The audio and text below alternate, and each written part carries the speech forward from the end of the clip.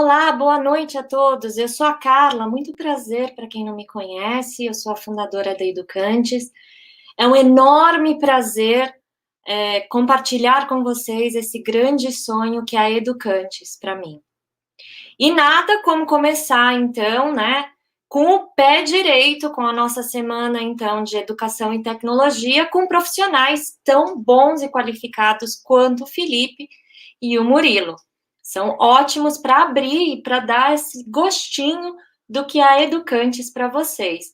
Então, vou falar um pouquinho desses rapazes tão maravilhosos. Então, para quem não conhece, o Murilo, ele é mestre em jogos digitais pela PUC-SP. Ele também é o filho da PUC, como eu. Ele é professor nas instituições FECAP e FIAP, desde os ensinos de técnico e graduação, e ele ensina jogos digitais e multimídia. Já o Felipe, nosso querido Felipe, ele trabalha com os pequenos. Ele possui bacharelado em engenharia física pela Universidade Estadual do Mato Grosso do Sul, licenciatura em física e graduado em pedagogia e especialização em educação e tecnologia. Atualmente, ele é professor de STEAM do Colégio São Luís para os anos iniciais do ensino fundamental.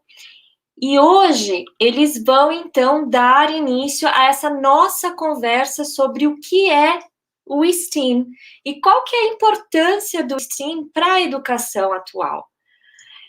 Como que ele funciona, como que é o movimento maker, por que essas metodologias e abordagens são tão importantes na educação. Essa live, ela vai lançar, então, o curso dos nossos queridos, né? É o nosso primeiro curso da Educantes, que é o curso, então, de introdução ao STEAM. Esse curso, ele vai ser oferecido a partir do dia 29 aqui no site da Educantes, né? O curso se chama Curso de Introdução ao STEAM Programação por Blocos. E como a nossa plataforma é nova, nós vamos dar, então, 50% de desconto para todos os alunos. Então, o preço de 740, ele vai para 370, tá bom? Então, é isso, galera. Eu vou deixar vocês, então, em ótimas mãos. Muito bem-vindos ao Universo Educantes. Beijos, tchau, tchau e divirtam-se.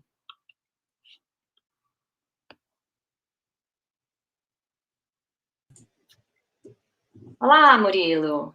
Boa noite, gente. Tudo bom? Tudo bem? Vamos ver o Felipe entrando aí. Está entrando. Eu falei assim, mas cadê? Tudo Então, bem? Boa noite. Eu passo meu chapéu para vocês, rapaz. Agora a bola é de vocês. Maravilha. Obrigado, Carmen. Tchau. Tchau, tchau. Boa noite, gente. Espero que todos estejam bem. Eu acho que todo mundo que veio aqui quer entender um pouquinho mais sobre STEAM, né? Sobre o que são esses conceitos. Também conversar um pouco de uma maneira talvez menos acadêmica e mais mão na massa. O que é, como eu uso. Então, Felipe, quer começar falando um pouquinho sobre o significado de STEAM aí pra gente?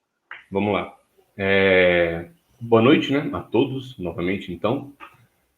Para a gente já dar início, vamos começar entendendo ou relembrando o que significa STEAM, que na verdade ele é uma sigla, uma abreviação em inglês para Ciências, Tecnologia, Engenharia, Artes e Matemática. Então, o STEAM, a gente entende que ele é mais uma postura para a sala de aula, não necessariamente uma metodologia. Então, quem a gente vai apresentar aqui hoje, junto com o Movimento Maker e tudo mais, são nossas reflexões, nossas práticas de dia a dia, da aula, em projetos, informações, como que nós vivenciamos e experimentamos toda essa parte do STEAM, do Movimento Maker e outras posturas ou metodologias de sala de aula.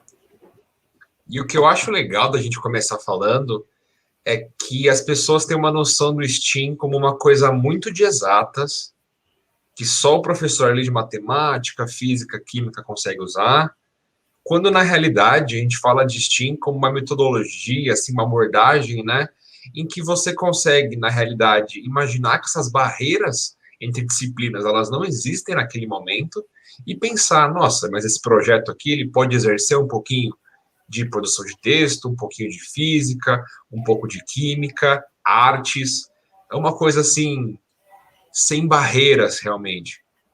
Perfeito. E lembrando que o ciências de STEAM está ligado tanto a ciências humanas como ciências da natureza, né? Então, para quem imagina que, para ter STEAM é robótica, primeiro o pensamento que já dá aquela dorzinha é que STEAM e robótica são a mesma coisa. Na verdade, não, né?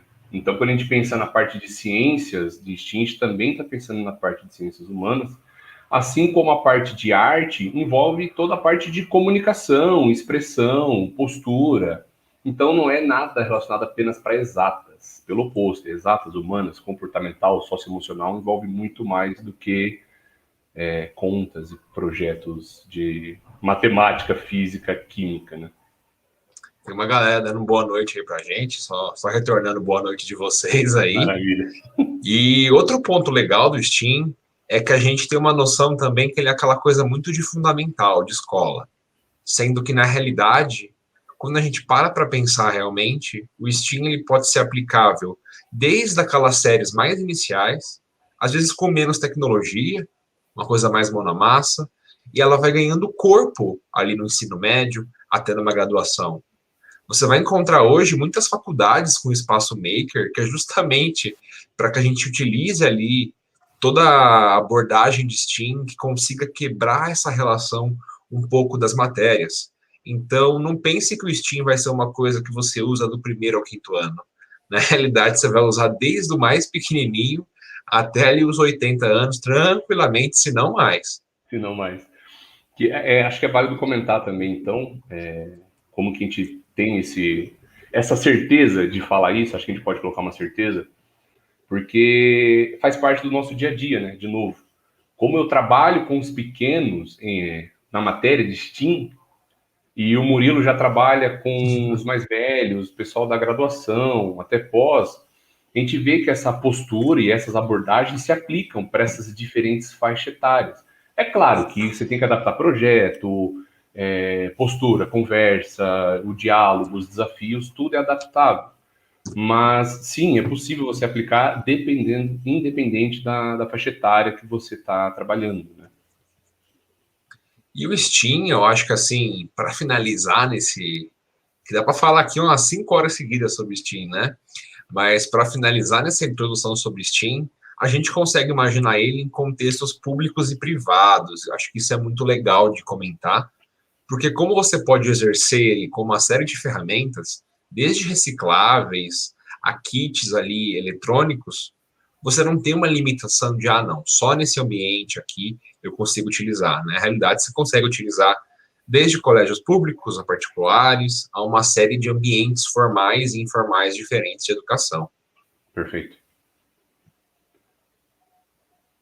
Não, você falou tudo sobre privado e público, não tenho mais nada a acrescentar, pode ir. E eu acho que um ponto em que o STEAM ele fica mais rico ainda é quando a gente quer entender um pouco mais sobre movimento maker. Porque eu acho que é uma dúvida bem constante, né? Nossa, mas tem STEAM, tem movimento maker, tem faça você mesmo. Ai, pelo amor de Deus, eu não sei o que eu estou fazendo. É muito conceito. O movimento maker, ele vem mais de um sentimento da gente voltar a produzir algumas coisas, né? Porque pensa comigo que a gente chegou num ponto em que a gente usa de tudo e não sabe como nada é feito. Isso, até certo ponto, não permite que a gente consiga realmente mexer nessas coisas, porque a gente mexe muito superficialmente. Então, o movimento maker, ele veio daquele sentimento de do it yourself, que eles falam do faça você mesmo.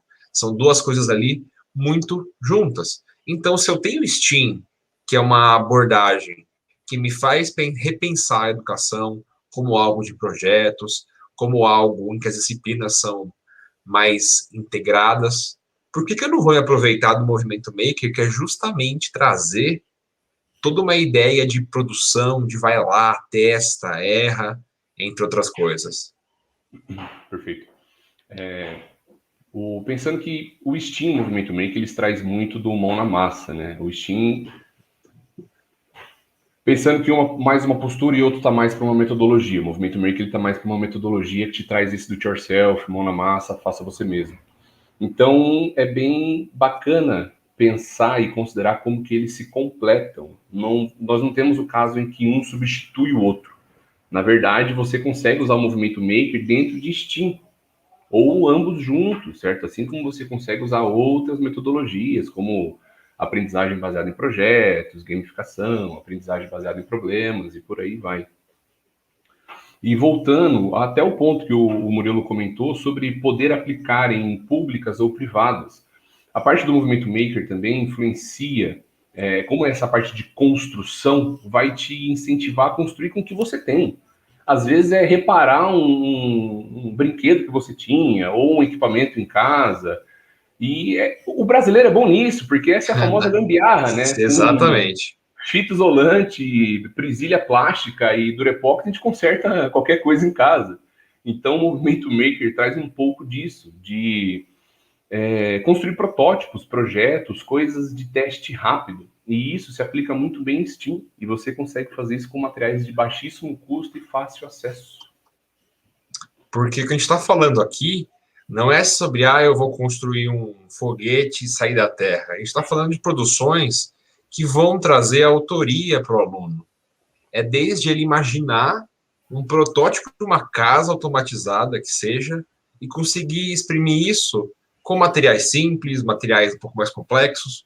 O que importa é todo aquele sentimento de eu consigo me expressar, eu consigo ser autor. Eu acho que esse é o ponto que a gente tem que trazer. Porque ver a alegria, ver o retorno que isso traz para o próprio aluno é muito rico. Porque ele tem certeza que ele aprendeu. Porque quando a gente fica só conversando ou numa aula só expositiva, às vezes fica aquela dúvida, né? Será que ele aprendeu?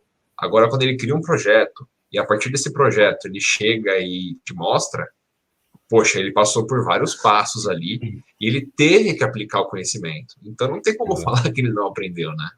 Até porque você consegue incentivar o seu aluno, o ideal seria, né?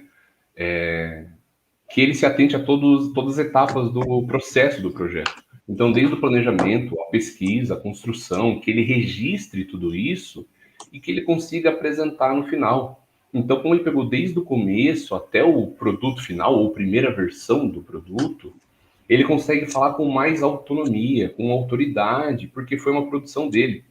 E não adianta, quando você constrói algo, quando você faz algo bacana, você enche a boca para falar sobre isso, né? Nossa, olha o que eu fiz, olha como é que funciona, olha o que preciso, o que ele pode fazer. Então, isso você trabalha com o interesse pessoal do aluno. Ele se incentiva, se motiva mais a trabalhar e pesquisar sobre o assunto, porque ele quer produzir, ele quer construir. Foge um pouco da rotina de só absorver conhecimento de uma forma passiva. Ele se torna mais ativo na aprendizagem dele mesmo, né? Eu acho que isso que você acabou de falar, Felipe, liga muito o porquê que isso é relevante, né? Por que eu vou usar essa abordagem e não vou usar outra, ou no caso, nenhuma? Eu acho que a gente pode começar falando de resolver problema, porque se você tem materiais e afins, se você tem que descobrir como fazer alguma coisa, tem um processo de pesquisa, de observação, de descoberta, se isso não for uma resolução de problemas, né? Eu não sei o que que é. E o Rafael Dias até trouxe um comentário bem legal aqui, que a integração do Maker chama atenção, pois a imaginação pode ser levada ao máximo. Boa. Que é, assim, sem dúvida, acho que é um dos maiores pontos. Aí ele comenta que os desenhos 3D ali, quando você visualiza aquilo, né? Nossa, eu tirei aquilo da minha cabeça e coloquei no computador, ou mesmo fisicamente, eu acho que não tem nada que se compare. Maravilha. Grande Rafa Dias, inclusive, amigão meu de faculdade. Valeu por estar aí. Mas seguindo, então. A gente já comentou, então, das metodologias de trabalhar por projetos, por problemas, desafios, né, com os alunos. Mas tem um detalhe que também é muito importante, que a gente sai um pouco da base do ensino de querer passar apenas um conteúdo, né? Eu não estou ali só para ensinar matemática, só para ensinar português, ciências, o que quer que seja. Como ele está desenvolvendo um projeto, ele vai precisar de mais de uma área do conhecimento para poder desenvolver esse projeto. Então, não é como se eu tivesse gavetinhas, né? Que agora é só a gaveta da matemática, você só vai ver matemática, nada mais, nada menos, né? Ou português, ou enfim. Só que além dessas habilidades e áreas do conhecimento, ele vai também para o socioemocional. Porque ele vai, se você está trabalhando num espaço com materiais, você vai interagir.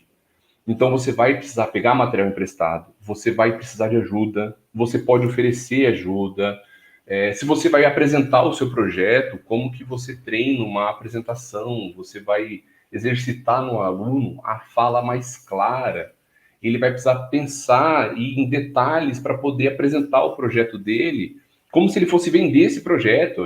Quando a gente apresentar algo, a gente quer que as pessoas comprem a ideia do trabalho, do carinho que você teve para desenvolver isso.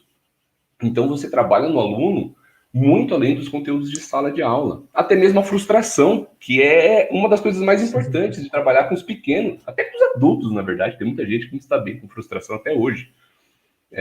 Mas você consegue trabalhar algumas habilidades socioemocionais também com seus alunos, que vão muito além do tradicional, do ensino tradicional de só matemática, só conta. Claro que também tem sua importância esses momentos da aula, para ele poder desenvolver também essas habilidades, mas o ponto é que com a prática, com os projetos e essas outras abordagens, você consegue ir muito além com o seu aluno também.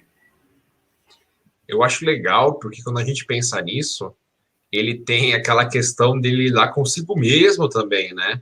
De eu me organizar para fazer esse projeto, de eu me planejar para fazer ele, porque ele não vai sair do nada, não vai ser de um minuto para o outro que vai ficar pronto. Então, ele traz essa questão socioemocional bem grande, e a gente posteriormente fala mais um pouquinho, mas muito do trabalho em equipe, no sentido de que ele tem que, primeiro, entender a importância de trabalhar em equipe em uma sociedade e também como montar essa equipe. Porque, de repente, ele quer alguém que é muito bom em matemática para fazer um cálculo na equipe dele, ou ele sabe que tem um aluno que desenha muito bem, porque ele começa a perceber que a produção dele individual é legal, mas a produção em trio pode ir muito além, né? E aí dá para eles irem juntos e afins. É bem importante. E puxando desse gancho ainda, veio só na lembrança que a parte da divisão de grupos no começo é algo até engraçado, porque eles geralmente querem formar grupos com amigos, né? Só que às vezes eles descobrem que com os amigos não tá rolando, porque, sei lá, ou todo mundo é bom de matemática e falta alguém mais da parte artística, ou falta alguém mais com pensamento lógico. Então eles começam, e aí o professor pode incentivar também, né? Mas a formar grupos buscando habilidades que se complementem, né? Não focar todo mundo numa habilidade só porque é amigo, porque é colega, e aí o projeto às vezes fica defalcado em parte dele.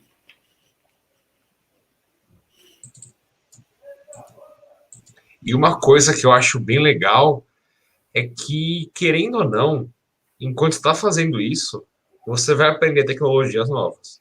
A gente vive num mundo altamente tecnológico e, bom, se você tiver conhecimentos ali em programação, em fabricação digital, em circuitos elétricos, em materiais diversos, isso sem dúvida vai trazer algum repertório que pode ser diretamente ou indiretamente utilizado na vida adulta. Porque o que eu acho interessante e que acho que pouco falado, que quando você está exercitando resolução de problemas, trabalho em equipe, é o que você vai fazer para o seu resto da vida em qualquer área. Você vai ter que lidar com pessoas, você vai ter que fazer projetos do seu trabalho. Então, se você tem uma inteligência emocional desde novo com isso, é algo muito rico. É algo que te prepara bem, mesmo não parecendo que prepara, mas já vai ser mais interiorizado dentro de você. Perfeito. E eu acho que isso desperta um tópico que é da gente falar um pouquinho de como aplicar isso. Porque pode parecer realmente meio traumático. Nossa, eu tô com a minha aula padrão aqui, que eu sempre dei. Como que eu saio dessa aula? Não sair, né? Como eu complemento essa aula com outras abordagens? Lembrando que a gente já comentou desde o começo que o STEAM está mais para uma postura em sala de aula do que para uma metodologia. mesmo que fosse uma metodologia também, como o Movimento Maker e outros. Você não precisa ter só uma matéria disso. Você pode ir implementando aos poucos nas suas matérias, no que quer que seja que você faz, inclusive. Se você tem uma aula de matemática, a gente sempre vai no exemplo das exatas, né? Mas se você tem uma aula de ciências humanas, pronto, história e geografia, e você está apresentando sobre relevos, você pode desafiar os seus alunos, passar um projeto para eles de construir um terreno 3D, usando argila, papelão, terra. Você consegue buscar material de baixo custo e fácil acesso para que eles consigam produzir projetos e se desafiarem a trazer um modelo, um exemplo 3D de algo que eles estão vendo mais na teoria, certo? Então você não precisa sair da sua aula de geografia para começar uma aula de maker, uma aula de laboratório, uma aula de robótica. Você consegue colocar pequenas doses, né, durante a sua aula, durante a sua prática, que você consegue trazer um pouco desse recurso também para sua aula, deixando ela mais rica, né? Eu acho que é muito uma questão de conforto, eu vou dar um primeiro passo mais seguro. Afinal, todo mundo que vai testar uma coisa nova fica meio assim, será que vai dar certo? Mesmo que você não fique nervoso, ansioso, você fala, será que vai dar certo? Será que eu planejei isso aqui para nada? Então, eu acho que é muito uma questão de conforto. Vai lá, pega 10 minutinhos da sua aula, talvez uma temática que teu aluno curta muito ali, o que está em alta? Será que é Minecraft? Será que é algum jogo ali? Será que para fazer alguma ponte, algum exercício? Falar sobre a física, a matemática, o português, o inglês nesse contexto? Porque quando a gente parte desse ponto comum, a gente já pega o interesse deles. E aí você pega conforto nessa abordagem, ela pode passar de 10 minutos para uma aula, de uma aula para duas, e quando você menos percebe, você está chamando o professor para fazer coisa com você, ou você já está imaginando algo que pega o bimestre inteiro, desenhando aquilo, passeando entre várias aulas e afins. Mas não é da noite para o dia. Isso é bem importante ser salientado. Ninguém aprende nada do dia para a noite. Vai aprendendo ao longo do tempo, com um pouco de teoria, muita prática, e vai combinando esse tipo de coisa. Sim, e do mesmo jeito que a gente espera que o nosso aluno trabalhe com a frustração, a gente também espera que os professores e nós mesmos saibamos trabalhar com a frustração. Porque pode ser que a sua primeira aula não dê certo, pode ser que a sua 20ª aula não dê certo. Então, acontece, cada turma, cada colégio, cada aluno é uma realidade totalmente diferente. Então, mesmo que a gente compartilhe um plano de aula redondinho, que a gente aplicou e deu super certo, teve um feedback totalmente positivo, pode ser que na outra realidade não funcione. Então, o professor também saber trabalhar com essa frustração de para esse caminho não foi muito legal. Beleza, o que não deu certo? Como que eu posso melhorar o que precisa? O que deu certo para eu manter? E eu vou testar de novo. Do mesmo jeito que a gente quer que o aluno faça isso nos projetos, de observar, entender o que está funcionando, não está funcionando, para poder consertar e fazer funcionar de fato, não desistir, largar de lado, é a mesma coisa. Não deixa de ser um projeto, não deixa de ser algo que você está descobrindo, está explorando de novo. Então, vai dar errado, mas não precisa dar errado para sempre. Você consegue ir aprendendo muito com isso, até que começa a dar certo nesse ponto e você vai errar em coisas novas. E com isso você vai expandindo a sua zona de conforto, né? Você vai adquirindo novas habilidades, novas ferramentas, novas parcerias e aí por diante. Inclusive a Juliana que comentou que ela adora projetos, ó, já não precisa nem convencer ela já gosta de projeto. Ela está um pouco receosa com a BNCC nova, né? Realmente um documento denso, né? E o Felipe, a gente dá uma bela lida às vezes ali, e nossa, cara, você nunca termina, porque é um documento muito grande. Mas eu acho que tão grande, ele acaba dando um pouco de medo. Mas quando você para e aborda alguns pontos ali, eu acho muito interessante pela visão que eu tenho do que é essencial. E que eu acho, quando a gente fala de projetos aqui, quando a gente cita o STEAM, Movimento Maker, é uma oportunidade de tornar a implantação ali, né, do BNCC um pouco menos traumática. De, nossa, eu só coloquei isso aqui porque a BNCC me obriga. Mas será que não tem nenhum projeto que está pegando aquelas habilidades e competências de alguma área em que eu possa utilizar? Mas realmente é um processo de leitura meio longo até você imaginar isso. Mas você pode também interpretar de outro jeito, de outra forma, a BNCC como um documento gigantesco que te dá um monte de tema para trabalhar projeto com aluno. A gente já sentou algumas vezes, inclusive, e pensou em projetos para alguma determinada turma e foi na BNCC falando, putz, com isso aqui dá para trabalhar estudo do tempo, do movimento dos astros, então dá para montar um relógio solar, exemplo que eu apliquei no colégio no ano passado, que a gente montou o plano de aula lá. Então, você ter a BNCC, você pode interpretar ela como uma obrigação, que você tem que seguir aquilo, ou como um suporte. Eu tenho um mundo de repertório ali, de áreas que eu posso trabalhar, que vai me dar um monte de ideias para projetos. É o mesmo documento. Agora, como que a gente vai interpretar? Se é uma obrigação ou se é uma ajuda, ou os dois, acho que um não exclui o outro, na verdade, né? Às vezes deixa um pouquinho mais leve o trabalho, de pensar que tá ali para ajudar também, não só para um peso no ombro, né? E eu acho que pegando um pouco essa área temática, a gente pode até falar um pouquinho dos 4 P's ali do Mitchell Resnick, de aprendizagem criativa, que ela é uma outra questão que se abraça a tudo isso, onde a gente começa a entender que, bom, se isso da BNCC é um pouco complexo, eu posso fazer um projeto, esse projeto sendo feito em pares, né? Não pares só de 2, mas mais de um ali, com pessoas se apoiando, que eles podem ser feitos de uma maneira que ele chama de play, né? Que eles se sintam engajados ali, uma temática legal, e que a gente consiga desenvolver com o tempo a paixão.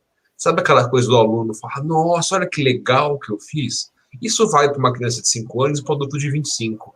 As pessoas, elas gostam de produzir uma coisa que vão ver valor, em que ela vai ver que ela partiu de 1.0 a 1.100 e que ela chegou lá. Isso você ganha muita autoconfiança, né? É bem legal de salientar. Perfeito.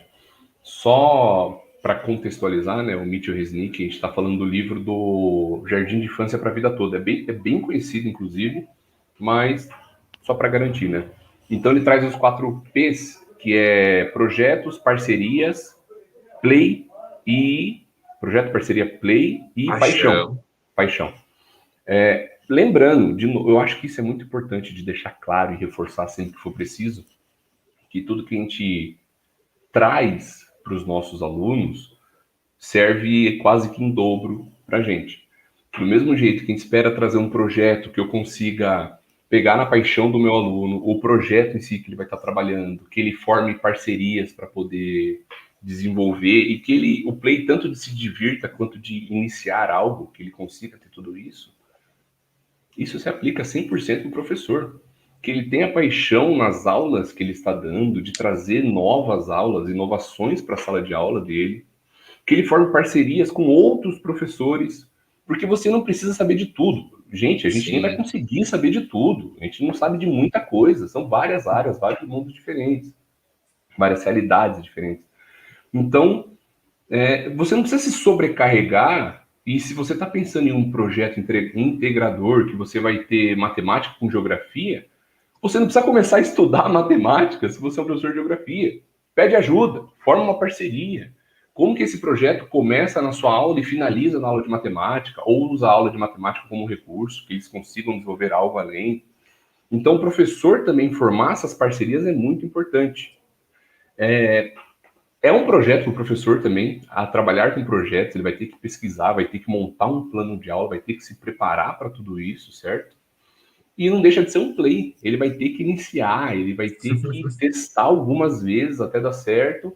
Então, os 4 P's se aplicam não só para o seu aluno, mas para você também, se aplica para a gente, né, para nós. A Denise falou aqui que ela acha que projetos são incríveis para termos uma aprendizagem realmente significativa, eu concordo, que eles trazem aquela prática, eu gosto de falar muito sobre prática significativa.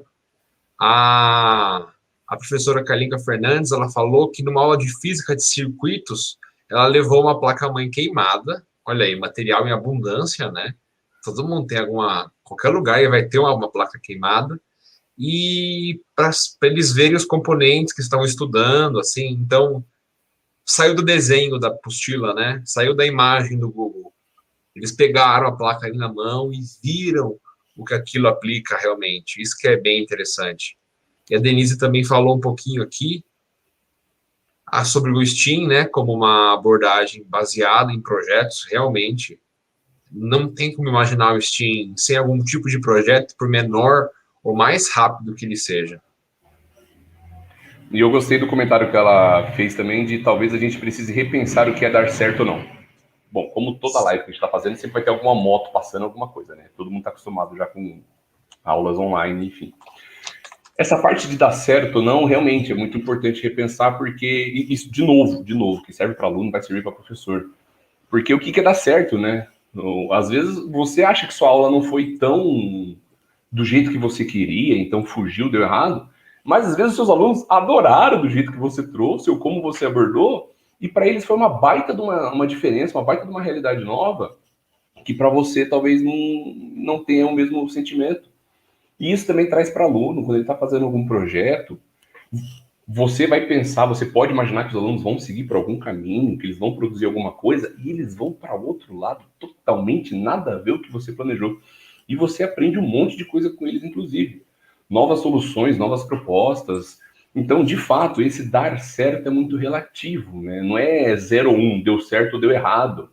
Então, e outra, aprender com erro é a melhor coisa que tem. O que eu mais espero de verdade em sala de aula é que meus alunos errem.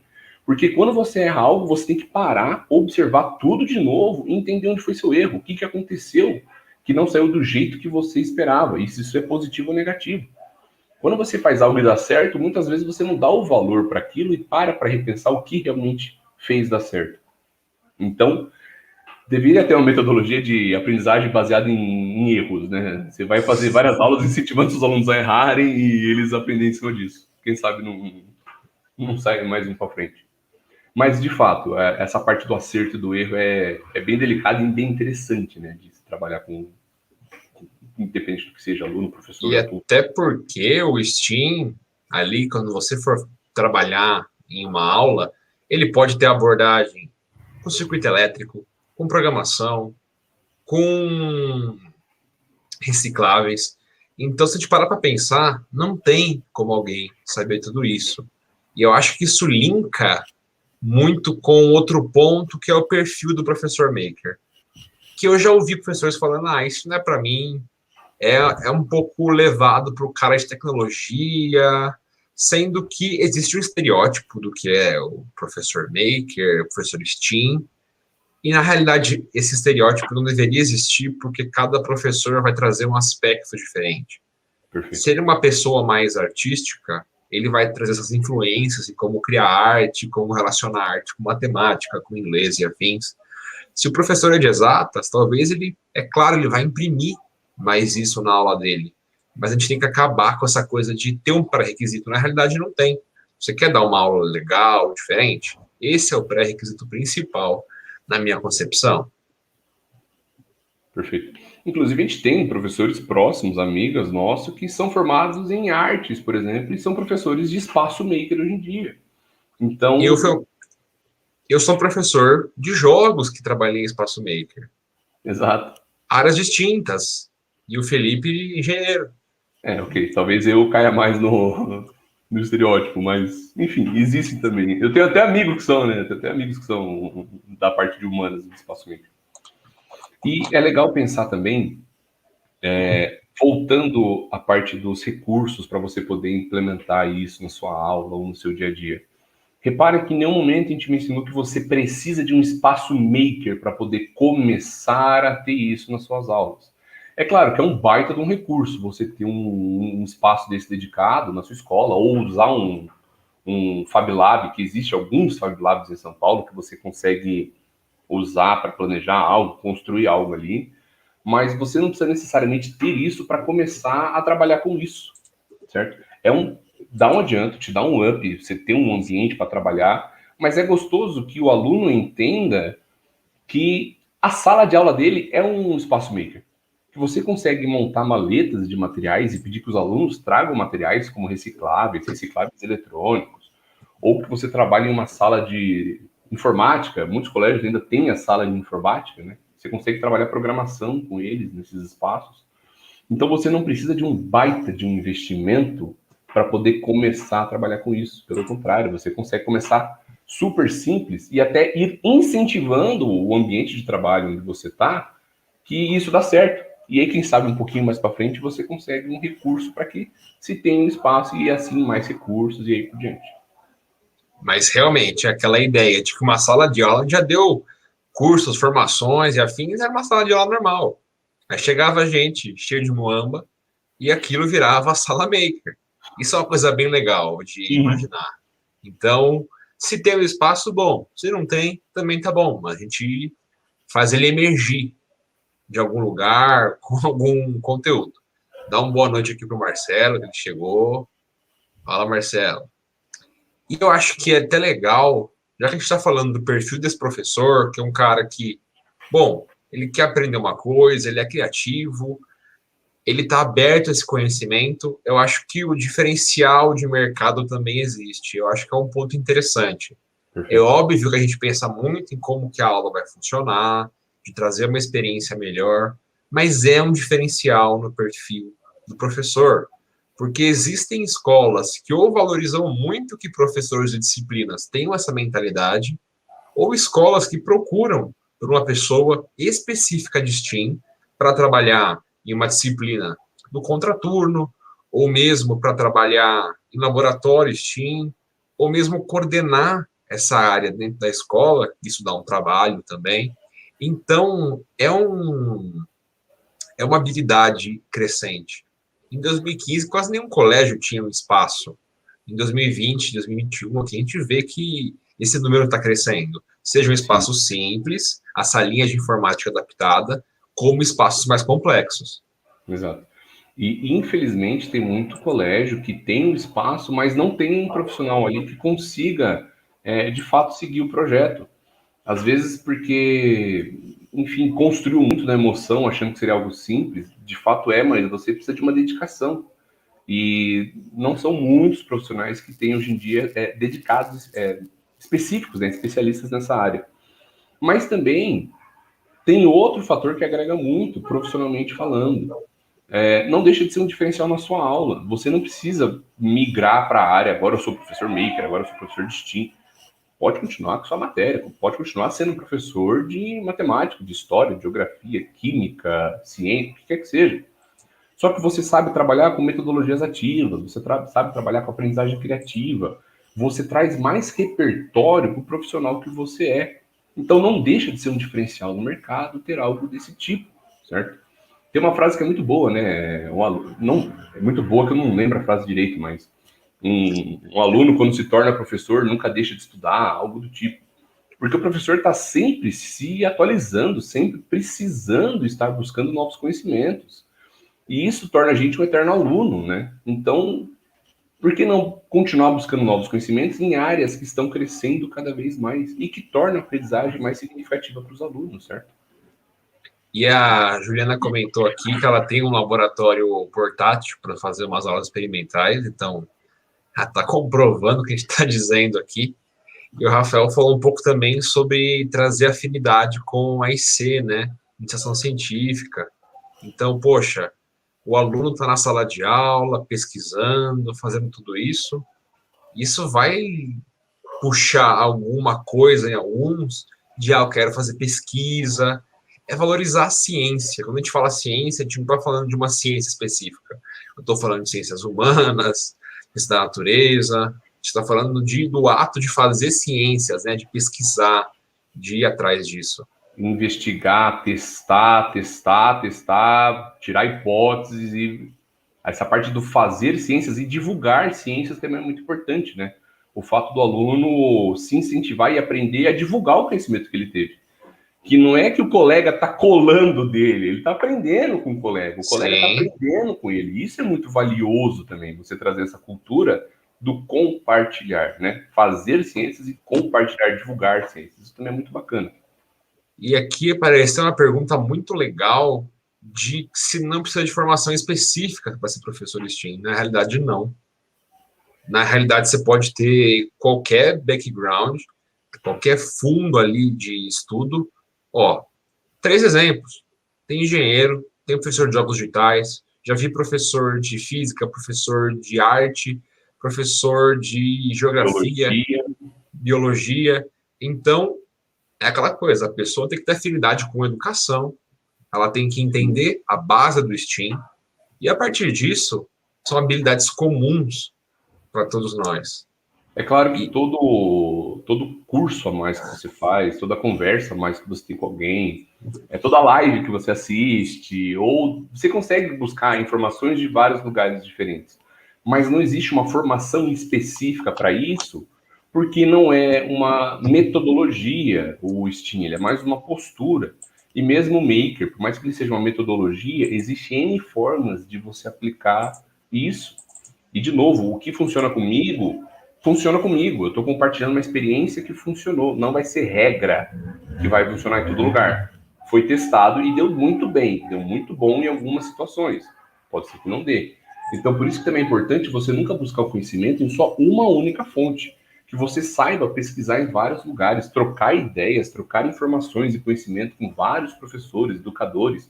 Ou nem educador. Você conhecer alguém de uma área específica e trazer e conhecer mais sobre ele, sobre como ele faz, porque sempre vai te dar conhecimento para trabalhar em novos projetos, novas áreas e atividades com os alunos. Então não existe uma graduação que vai te dar um diploma de educador maker, de STEAM, mas você consegue buscar esses conhecimentos em diversos setores, áreas e afins. Certo? E eu acho que a gente pode fazer uma ponte a partir disso, que, bom, pensando muito nessa procura por STEAM, desses professores querendo entender o que é teoricamente, o que é a prática, como eu planejo uma aula, a gente desenvolveu um curso aqui para educantes, que ele tem 5 semanas de duração, que é um curso altamente prático. Então, não é aquela coisa de eu vou ler um texto, esse texto me ensinou sozinho, né? Não, o texto ele é importante, você vai ler ele, para posteriormente ver um vídeo, aplicar isso em algum contexto. Então, a gente pensou muito nele de ir da teoria até a prática, de você entender o que é o STEAM, ler um pouco sobre ele, ver conteúdo real sobre ele, e aí partir para um exercício onde você vai entender e colocar à prática uma aula STEAM realmente, planejar ela. Sim. Porque a gente preza muito isso, né? Se eu estou ensinando sobre gamificação, eu quero um curso gamificado. Se eu estou ensinando sobre projetos, sobre STEAM, eu quero um curso que tenha isso, que tenha projetos, que tenha abordagens que o participante está recebendo, que ele consiga já aplicar com os alunos dele também. Então, a ideia do curso é não ser algo teórico, 100%. Sim, de novo, tem a parte importante da teoria, mas a parte da prática a gente valoriza muito, porque é justamente o que a gente espera do aluno, que ele pratique, teste, erre, tenha feedback para poder melhorar e sempre continuar evoluindo, certo? Maravilha. Muito bom. Então, um pouco disso que a gente queria trazer. A gente vai abrir aqui para umas perguntas já já. A gente vai conversar um pouquinho com a Carla aqui de novo. Tá por aí, Carla? Ó, ela tá aí. O microfone. Opa. Perdão, tá vendo? Eu não queria atrapalhar vocês. Prestando atenção em tudo que vocês estão falando, anotando direitinho para aplicar com os meus alunos também. Que ótimo. É sempre bom. A gente sempre consegue aprender alguma coisa na perspectiva de outros professores, Tim. Porque cada um traz como é que eu posso explicar? Ele traz uma experiência própria ali, uma série de conceitos, vivências que a gente não consegue ter sozinho, né? O bonito de ser educador, eu acho que é essa vivência, essa troca de conhecimentos entre nós, né? A gente sempre tem a aprender. Acho que o educador de verdade tem que ser humilde e saber que a gente vai aprender pro resto da vida. E de todo lado possível, né? Vai ser de outro. De todo lado. Nossa, eu aprendo muito com os meus alunos. Eles falam cada coisa que às vezes eu olho para eles e falo, nossa, nunca pensei nisso. Você começa, não, mano, aluno, você tá viajando. Será que tá viajando mesmo? Ou será que eu estou tão travado, engessado, que eu não consigo ter essa criatividade, né? Eu adoro, porque como meus alunos são pequenininhos, a criatividade é lá em cima. Então vem cada proposta de solução de problema que você fala, não, nada... Sim. Acho que dá, vamos tentar, vamos testar, vamos explorar. E dá certo. Às vezes não, mas tudo bem. O que valeu foi o teste, foi a criatividade ali. Às vezes só a tecnologia que é muito limitada. Ele está anos à frente, né? Sim. Sim, é dar asas à imaginação, né? Show. Será que alguém tem alguma dúvida? Queria falar mais alguma coisa? Eu vi que a Juliana aqui até comentou sobre como essa divulgação, né, que a gente estava falando sobre divulgar o que é feito, cabe até para a universidade, concordo 100%. Mas talvez criando crianças e adolescentes e até adultos que entendam ali melhor como que funciona uma produção, de querer divulgar, acho que a gente consegue fazer essa tendência mudar aí, virar um pouquinho. E tem um detalhe muito legal também, legal não, interessante, em faculdade, é que tem aqueles eventos que você compartilha, suas produções e tudo mais, só que eles exigem uma linguagem tão técnica, científica, que você está compartilhando ciências para quem? Para quem já é das ciências? Ou você está preocupado em compartilhar ciências para a comunidade? Será que essa linguagem técnica, científica, todo mundo vai conseguir ler, vai conseguir absorver algo? Então, por isso que eu acho que é tão importante quanto fazer ciências é saber divulgar ciências. Eu não quero que o conhecimento fique só em quem já sabe um monte de coisa. Eu quero algo acessível, que eu consiga ensinar um termo de faculdade, um assunto que parece tão complexo, uma pesquisa, para qualquer público, para quem tem interesse em estar lendo, participando, interagindo. Então, de novo, eu acho que a parte de saber divulgar é tão valiosa, se não mais, do que saber produzir conhecimento, né? Sim, eu concordo plenamente. E também o Murilo, que a gente vem assim mais de um background completamente acadêmico, principalmente eu. Esse é um grande desafio de nós acadêmicos, você puxar, né, daquela coisa, daquela imagem completamente séria, acadêmica e metodológica para uma realidade, porque no final das contas é esse o propósito, né?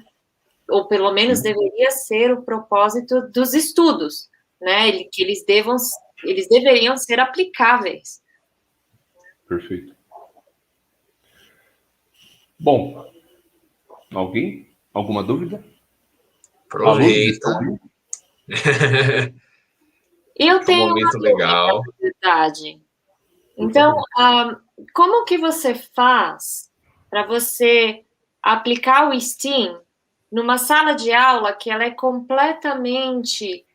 Ela não é homogênea, no sentido que você vai ter crianças que haja uma necessidade de acessibilidade, então pode ser uma criança cega, ou um aluno cego, pode ser um adulto também, surdo.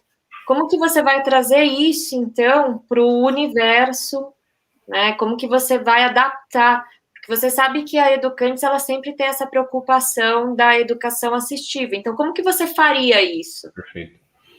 Esse é um comentário que eu acho até gostoso, porque essas metodologias, STEAM, ele traz justamente algo para pegar várias áreas do conhecimento, consequentemente, várias abordagens diferentes. O nosso ensino tradicional, digamos, ele valoriza muito, ele incentiva muito quem é mais da lógica e da linguística, a pessoa que tem mais facilidade no cálculo e na leitura. A partir do momento que você começa a trabalhar com projetos, você incentiva e desenvolve N outras habilidades dos estudantes.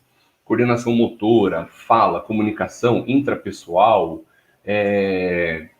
espaço, né, espacial, de ter essa noção, tudo. E você trabalhando e incentivando o trabalho em equipe, você repara que você está incentivando seus alunos e eles acabam se incentivando sozinhos a também dar assistência para o colega.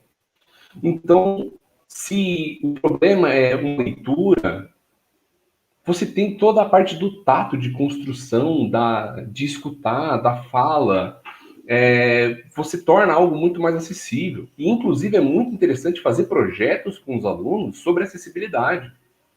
Vamos ver se nosso colégio ele é acessível. Então, venda seus alunos e desafia eles a sair da sala de aula para o refeitório. Se eles conseguem seguir um caminho seguro, pegar uma cadeira para fazer um teste de um cadeirante, se ele tem acessibilidade para sair da portaria até a sala de aula. Então, você consegue desenvolver isso nos alunos a trabalhar essa parte da empatia, né? Se colocar no lugar do próximo e pensar cada vez mais na acessibilidade. Porque é minoria, mas a minoria tem que ser tão considerada quanto a maioria. Então, você ter toda essa flexibilidade, eu acho que é até gostoso de trabalhar por metodologias ativas e aprendizagem criativa, Steam Maker, porque você traz todas essas áreas que vem complementando, né? Eu até achei relevante, que eu estava lendo aqui os comentários enquanto você explicou, o que o Rafael falou, né? Que se respeitar o tempo de cada um e desenvolver um ensino verdadeiramente personalizado, que esse realmente é um dos maiores benefícios hoje da tecnologia, né? Então... Sim. E eu garanto que ele fala com propriedade, porque é outro professor de STEAM incrível que conheço, trabalho junto. Ah, que bom, então. Então ele fala com propriedade mesmo. Eu gostei de ver o comentário aqui que o Liberato fez, que ele fala do movimento nascendo na sala de aula. E é um trabalho de formiguinha, mas é um trabalho bem interessante, porque bastante formiga faz uma colônia ali, dá um trabalho, né? Faz o formigueiro todo. Então é legal ver isso nascendo.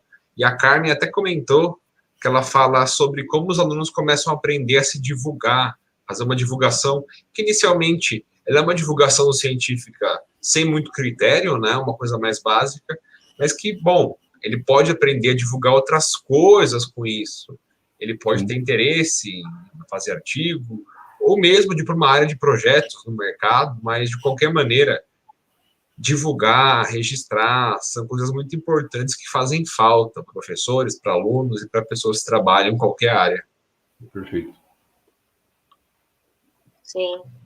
Não, eu acho extremamente essencial isso. Eu acho que hoje é não só para você preparar o seu aluno, tanto da graduação, como os pequenos mesmo, para o mercado de trabalho, eles precisam saber lidar com atividades em grupo, eles precisam saber lidar com as diferenças, sejam elas em termos de acessibilidade ou não, diferenças de opinião, e é interessante eles saberem justamente linkar, né, as matérias, porque nada mais gostoso é aquele momento que a gente chama do, não sei, do eureka, né, quando você fala, nossa, mas liga tudo, né, nossa, mas Sim. uma coisa liga a outra, né, tudo interligado.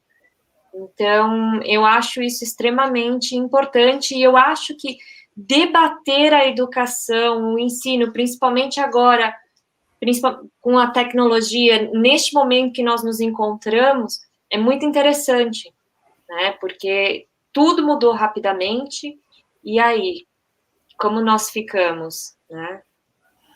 Mostrou o quanto que a educação no Brasil ou no mundo, eu diria, né?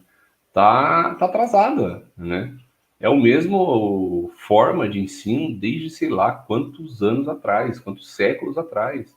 Você vê como que tudo evoluiu nesse tempo. O carro, o telefone. A gente tinha orelhão pouquíssimos anos atrás. Uma torre na rua que você entrava para poder telefonar para alguém. Agora você tem um celular que cabe na palma da sua mão e vai muito além, né? Vai muito mais. Mas a educação continua uma tela, cadeiras, alunos sempre posicionados para frente e uma pessoa levando conhecimento.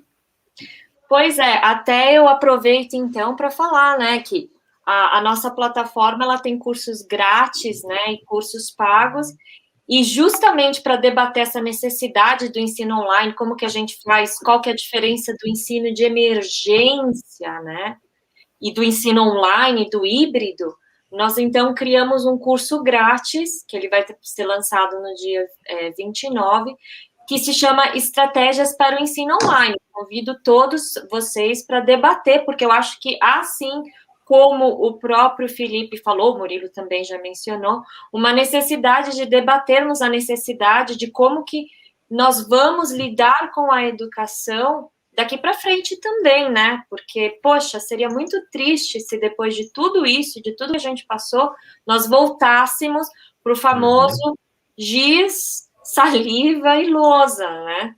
Então... Dá uma saudadezinha, porque foi uma loucura, arrastou todo mundo pro extremo do digital e não aguento mais cair de chamada, microfone mudo e perder a conexão. Dá uma saudade assim do quadro, da lousa. Mas assim, a saudade muito maior é poder estar com a sala cheia de aluno, compartilhando material, e discutindo, e debatendo, e se virando em casa online, pesquisando sozinho. Então, tudo é gostoso, não adianta. Acho que, de novo, um não exclui o outro, né? Tem que colocar na cabeça que tudo se complementa. Você não precisa deixar de fazer um para fazer o outro. Ele vem somando, né? O ensino online, o ensino presencial, o ensino por projetos, sim, a aprendizagem sozinha. Sim, e por que não usar o melhor de todos esses universos, né? Para melhorar, então, a aprendizagem para o nosso aluno, para fazer entender melhor, porque às vezes há coisas que nós ensinamos que não são palpáveis. E talvez, por intermédio da tecnologia, como até... foi quem? Foi a professora Kalinka que falou que ela fez com os alunos dela, né? Que para eles olharem para a placa, que ela foi queimada, se eu não me engano, para eles terem uma ideia de como funciona, não sei se foi ela. Foi ela, acabei de ver aqui. Ok? Uma coisa importante para lembrar a vocês é que a criação da conta na nossa plataforma ela é gratuita. E eu aconselharia vocês a criarem as contas, porque nós temos várias atividades, cursos gratuitos, e-books e pagos também. Então, vocês podem tirar proveito de tudo que vocês, enfim, de tudo que nós oferecemos, né? Então, mais uma vez, eu queria agradecer ao Murilo e ao Felipe. Eu acho que nós começamos com o pé direito e esquerdo da melhor maneira possível que nós poderíamos começar, com grandes profissionais. O curso deles começa, então, dia 29, eu convido vocês para curtir mais um pouquinho, a gente preparou com muito carinho o curso para vocês, e mais uma vez, então, esse curso, para o lançamento da plataforma, ele está com 50% de desconto, é só vocês entrarem, então, e está por 370. Qualquer dúvida, por favor, entre em contato, né, com a equipe da Educantes, e eu espero vê-los assim, num futuro muito próximo, né? Que gostoso que é debater isso, né? Debater uma coisa tão importante como é o STEAM, todo esse universo maker, né? Sem dúvida. Eu conseguia passar a noite inteira aqui, tranquilinho, conversando até altas horas. Mas só não que vai da ser... próxima vez o Felipe vem de dinossauro, Felipe. Boa. Na próxima eu vou dar um jeito de trazer esse dinossauro para quem tem contexto, beleza. Pra quem não tem contexto, não deu nada, mas... Não, na próxima gente, eu vou trazer um dinossauro junto. Ele tem uma fantasia de dinossauro bem legal, gente. É de dar inveja. Olha, a gente tem um comentário aqui. O Liberato disse que compreendo quando você conhece seu aluno, pode planejar atividades diferentes. Sim, isso é muito importante, né? Eu acho que dos maiores benefícios hoje da tecnologia é justamente você poder ter esse tipo de ensino privado, quase, digamos, personalizado. Maravilha. Sem dúvida. Aí já conhece o dinossauro aí. Tem seguidores do dinossauro. Tá vendo? Criar uma página para ele. Vamos criar uma página para os dinossauros. Tudo bem, então. Então é isso, gente. Eu agradeço imensamente a presença de vocês, né? Quem participou da live, que, nossa, enriqueceu super, né? Não sei vocês, meninos, mas eu que sou de fora, adorei os comentários, adorei todo esse debate, com certeza eu aprendi muito mais. Que incrível. Okay? E sejam bem-vindos a Educantes, então. Para a gente é um prazer fazer parte da iniciativa e sempre que possível compartilhar conhecimento aqui. Valeu para todo mundo que está agradecendo aqui pela live. A gente que agradece pela companhia, pelos comentários, por ter tido uma troca realmente, né? Sim. Que é isso que é importante. Não adianta você falar sozinho, né? Compartilhar conhecimento se não tem ninguém para ouvir, não adianta nada. Isso a gente mais agradece do que tudo. Muito bacana, muito bom. E é isso, galera. Eu queria convidar vocês para a nossa próxima live, que vai ser na quinta-feira.